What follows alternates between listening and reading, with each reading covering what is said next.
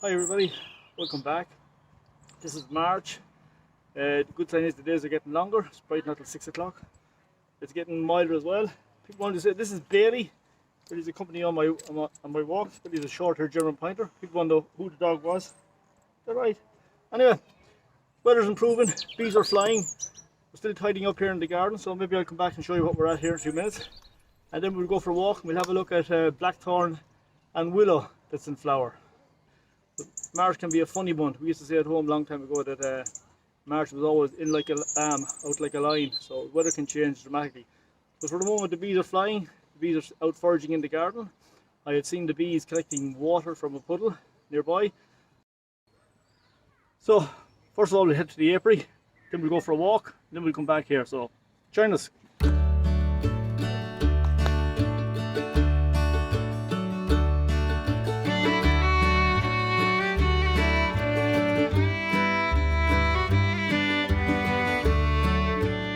A couple of things I'm doing here today. I'm topping up the fondant on the hives. I'm also collecting some samples of bees from the outside of the hive, which I will send off for testing. That's a free service.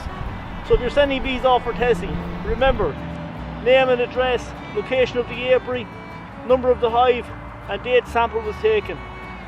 Otherwise you won't get the results back, especially if you don't put your address on it. I'm also going to remove the mouse guards here, because I don't think there's any danger of mice going in this time of the year.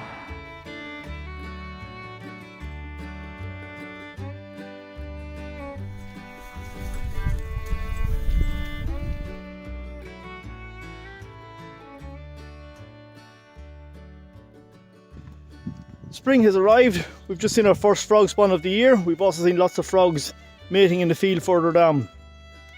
This time of the year there are two plants in flower that are important for honeybees. One is the Prunus spinosa, which is the blackthorn, and the other is Salix caprea, which is the willow, also known as the goat willow or the pussy willow. The blackthorn is the first plant of the hedgerow to produce white flowers on naked stems this time of the year. One of the problems with it as a hedgerow plant, it suckers out into the field, making it an impenetrable thicket. Now that's okay when it's in a hedgerow, but once it suckers out into the field, it's not so good. The flowers produce both pollen and nectar for honeybees, but it's in flower a little bit early for the bees when they're out foraging. So they're still not travelling a long distance from the apiary, and sometimes they miss out on both pollen and nectar from blackthorn. The fruit of the blackthorn is known as a sloe, and it can be collected in late autumn for the making of sloe gin. Also, people collect sticks from blackthorn to make shillelaghs or walking sticks. The other plant in flower at the moment is the willow, Salix caprea. We know it as the goat willow or the pussy willow. It's quite a big tree.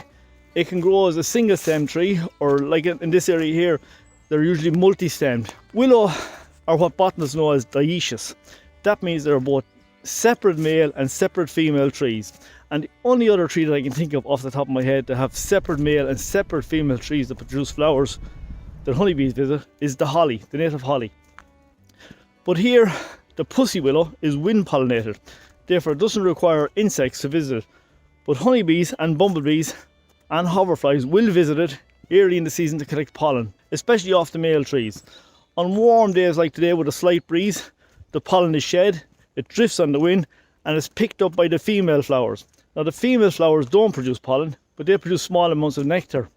And later in the season, it produces copious amounts of seed, again, which will drift on the wind when they're shed, and they will germinate on the ground where they fall. So that's the two trees we've had a look at for this time of the year. Since the COVID lockdown, we've been working on redesigning our garden. We've introduced some raised beds, which prevents us from walking on the side when walking in the garden. So this bed I'm working on at the moment is our new herb garden. And here we've introduced some plants that are suitable for pollinating insects, and also some culinary plants that we use within the house. So here we've planted up some rosemary, some chives, some thyme, and these will attract pollinating insects. We also have garlic, parsley, we have salvia, we have bay, and we will introduce some herbaceous plants as well to encourage pollinating insects within the garden. Okay, I hope you enjoyed that. We're going to continue here in the raised garden. We'll finish off the raised beds here, we'll divide up our perennial plants, we'll mulch the beds, and we'll plant some tomatoes. So until next month, take care. Bye.